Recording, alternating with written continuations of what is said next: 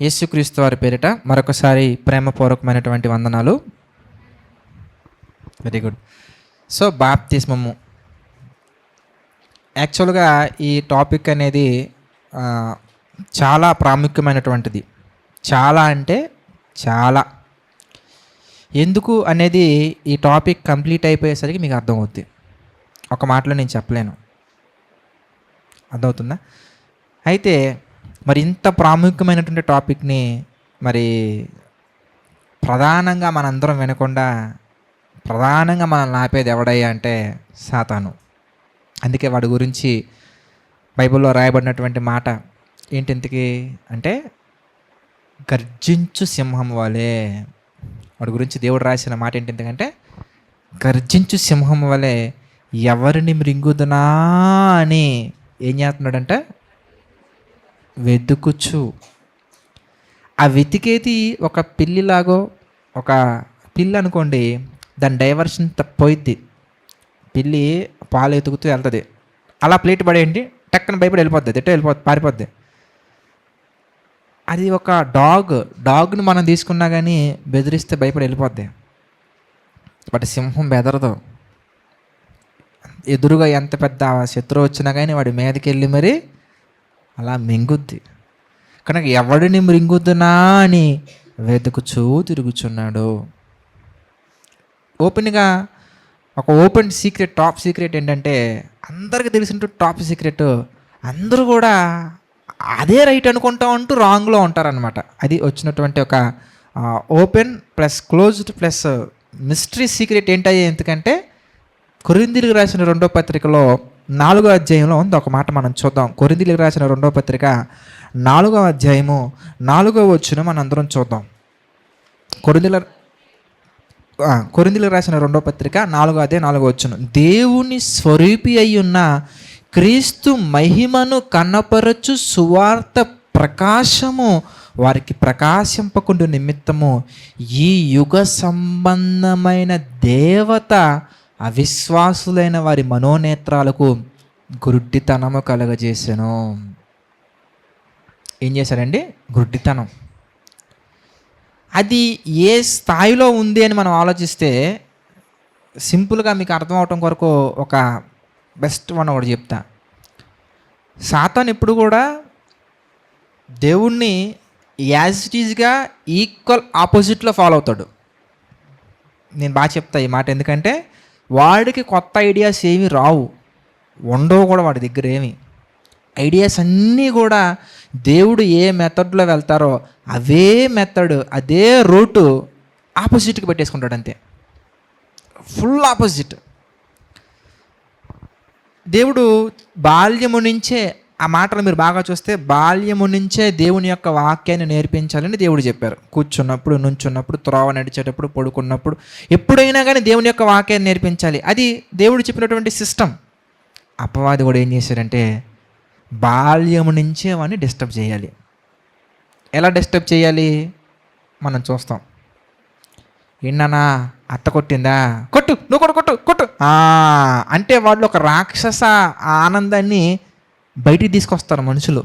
ఎలా? ఇంతకీ తిట్టాడా, నువ్వు తిట్టు, ముక్కు కోస్తాను అంటే స్టెప్స్ కానీ, డ్యాన్స్ కానీ, బూతులు కానీ, తిట్టడం కానీ, కొట్టడం కానీ, కొరకటం కానీ, వాడికి నచ్చింది ఇవ్వకపోతే కింద పడి డొల్లేసుకోవటం కానీ, ఇవన్నీ ఎవరు నేర్పించమన్నారు? దేవుడా? దేవుడు నేర్పించమన్నది ఏంటంటే ప్రేమ, సంతోషము, సాత్వికము, సమాధానము, ఆశా నిగ్రహము, దయాళుత్వము, ఇవి నేర్పించమన్నారు. ఓకే, రూట్ బాగుంది. అంటే ఒక మనిషిని డిస్టర్బ్ చేయాలంటే ఇదే బెటర్ అనుకున్నాడు. చిన్నప్పటి నుంచి వచ్చాయి. మీకాడు పెద్ద మన మాట వింటాడా? అందుకే దేవుడు ఎన్ని చోట్ల రాపిస్తారు. బాలుడు నడవవలసిన త్రోవను వాడికి నేర్పించు. అయ్యా, సృష్టికర్తను బాల్య దినములందే నువ్వు స్మరణకి తెచ్చుకోవాలి. చూసారా? ఇప్పుడు అది స్పిరిచువల్ లైఫ్ కూడా మనం పెట్టామనుకోండి, అంటే దేవుడు ఏది పెట్టినా స్పిరిచువల్ లైఫ్కి మనం కనెక్ట్ చేసాం అనుకోండి, స్పిరిచువల్ లైఫ్లో కూడా బేసిక్స్ ఉంటాయి. అదేగా మీకు మొదట్లో నేను చెప్పాను ఏమని, ఎందుకంటే మూల పాఠాలు, బేసిక్స్. ఇప్పుడు బాలుడు నడవలసిన త్రోవని మనం బాల్య దినముల్లోనే మనం నేర్పించలేదనుకోండి, పెద్ద వెంటాడు ఆవిడ. ఎందుకే ఛాన్సే లేదు. ఫస్ట్ క్లాస్ ఫెయిల్ అయినాడు ఇంటర్ ఎలా పాస్ అవుతాడు? వాడికి అసలు ఫస్ట్ క్లాసే అడ్రస్ లేదు అనంటారా కదంటారా? ఫస్ట్ క్లాస్లో ఏబిసిడీలు ఉంటాయండి, వాడికి ఏబిసిడీలో తెలియకుండా sin 30/40 అంటే ఏమంటాడు? ఇంతకీ ఏదో మాట్లాడుతున్నాడు అనుకుంటారు. ఇక ఏ సైన్లు కాసులు తేడా వాడి గురించి తెలియనటువంటి వాడికి ఇక ఇన్వర్స్ ట్రిగ్నోమెట్రీ చెప్తే ఏమర్థం అవుద్ది? ఇక ఇక్కడే లేనప్పుడు ఇంకా డిఫరెన్షియల్ ఈక్వేషన్స్ ఏమర్థం అవుద్ది? ఇంకొంచెం అడ్వాన్స్ లెవెల్కి వెళ్ళిపోతే ఇక ఏమర్థం అవుతుంది? మీరు ఆలోచించండి. అంటే బేసిక్స్లోనే వాడిని దెబ్బతీసామనుకోండి, ఇక అడ్వాన్స్ ఇంకా అడ్రస్ ఉండడాడు అని బేసిక్ థింగ్స్ ఏవైతే ఉంటాయో అవే క్రిస్టియానిటీకి తెలియకుండా ఆత్మీయంగా కూడా వారి మనోనేతలకు గుడ్డితనం వేస్తాడు. ఇంతకీ బేసిక్స్ ఏంటి? ఇంతకీ ఒకసారి మళ్ళీ జ్ఞాపకం చేసుకుందాం. హెబ్రీలకు రాసినటువంటి పత్రిక 6వ అధ్యాయం మనం చూద్దాం నాన్న. హెబ్రీలకు రాసినటువంటి పత్రిక 6వ అధ్యాయం మనం చూస్తే ఏమండి, హెబ్రీ పత్రిక 6వ అధ్యాయం 1వ వచనం మనం చూద్దాం. హెబ్రీలకు రాసిన పత్రిక 6వ అధ్యాయం 1వ వచనం మనం చూస్తే, కాబట్టి నిర్జీవ క్రియలు విడిచి మారు మనస్సు పొందుటయు, చూడండి లైన్లో వస్తున్నాయి అవన్నీ కూడా, మారు మనస్సు పొందుటయు దేవుని యందలి విశ్వాసమును బాప్తిస్మములను గురించిన బోధయు హస్త నిక్షేపణమును మృతుల పునరుత్థానమును నిత్యమైన తీర్పును అను పునాది మరలా వేయక క్రీస్తును గురించినటువంటి మూలోపదేశములు, ఇవన్నీ ఏంటి? క్రీస్తుని గురించినటువంటి మూలోపదేశాలు, పునాది. ఫౌండేషన్లోనే వాడికి ఏమీ లేకుండా చేసేస్తే ఇంకా ఫెయిత్ ఎలా వస్తుంది వాడికి? ఫుల్ ప్లాన్, పక్కా ప్లాన్. అలాంటి వాటిల్లో మొట్టమొదటిది చాలా ప్రతి ఒక్కరు కూడా మ్యాక్సిమం కేసెస్లో రాంగ్ స్టెప్ తీసుకునేది ఇవి బాప్తిసం దగ్గరే. చాలా ఉన్నాయి, అవన్నీ గుర్తించం. ఇది మనం గుర్తించవచ్చు. ఎలా? ఎంతకనగా ఎందుకు తీసుకోవాలి బాప్తిసం? ఎందుకనగానే ఇప్పుడు ఒక్క బాప్తిసం గురించి మనం ఆలోచిద్దాం. అపవాది ఏ విధంగా ప్లాస్టర్ వేస్తాడు జనాలకి అని మనం ఆలోచిస్తే, ఒక్క బాప్తిసం గురించి మనం ఆలోచించాం అనుకోండి, బాప్తిసం తీసుకుంటున్నావా అంటే మునిగిపోతున్నావా? మతం మారిపోతున్నావా? మతం తీసేసుకుంటున్నావా? మనం తీసుకుంటానన్నది బాప్తిసం, మతం కాదు. కానీ ఎలా పెట్టారు తెలుసా? బాప్తిసం అనగానే అదొక మతం,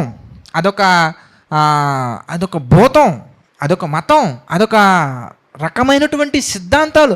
బాప్తిసం తీసుకుంటే తెలుసా కాల్చకూడదంట, పూడ్చాలంట. బాప్తిసం తీసుకుంటే ఇక నువ్వు సంబంధం ఉండదా? మనుషులకు సంబంధం ఉండదు నీకు, ఇంకా నువ్వు అతను మాట్లాడవుగా. అంటే బాప్తిసం తీసుకుంటే నువ్వు ఇంకా తెల్లబట్టలు వేసుకోవాలంటగా. బాప్తిసం తీసుకుంటే చూడండి ఇవన్నీ ఎన్ని ఉన్నాయో, ఇవన్నీ బయట తెలియనటువంటి వాళ్ళు మాట్లాడేవి. ఇప్పుడు నేను చెప్పిన ఈ 4-5 విషయాలు కూడా దేవుని గురించి తెలియనటువంటి వాళ్ళు మాట్లాడేవి. ఏంటి?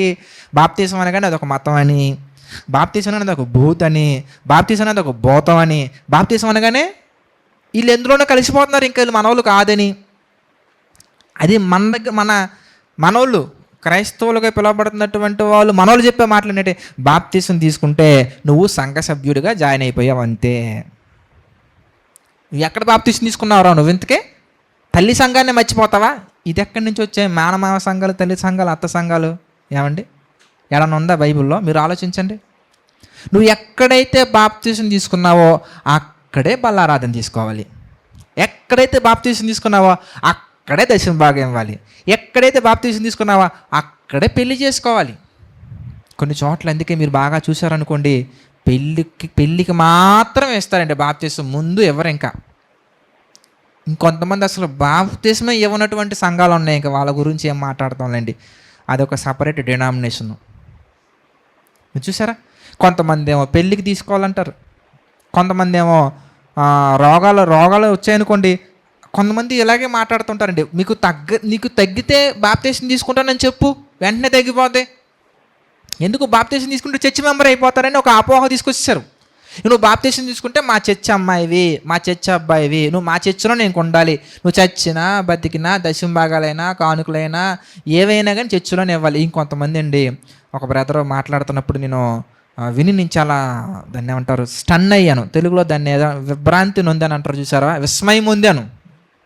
దేనికయ్యా అంటే, అతను family background poor, but he's trying to get baptized. అంటే అతను బాప్టిజం తీసుకోవాలనుకుంటున్నారు, సంవత్సరం నుంచి తీసుకోవాలనుకుంటున్నారంటే తీసుకోలేకపోతున్నారంట. దేనికి అని అడిగితే అతను చెప్పినటువంటి సమాధానం నిజంగా మనం ఎంత బేసిక్ లెవెల్లో కూడా మనం ఎందుకు ఎంత ఆ వాక్యాన్ని నేను వెంటనే అప్పుడు రియలైజ్ అయ్యింది, నేను ఏదో ఒక విధంగా వాక్యాన్ని చాలా వేగంగా అనేక మందికి తీసుకెళ్లాలనే ఆలోచన నుంచి ఫస్ట్ మన క్రిస్టియన్స్ అందరికీ నిజమైనటువంటి వాక్యాన్ని తీసుకెళ్లాలనే ఆలోచనకి వచ్చాను.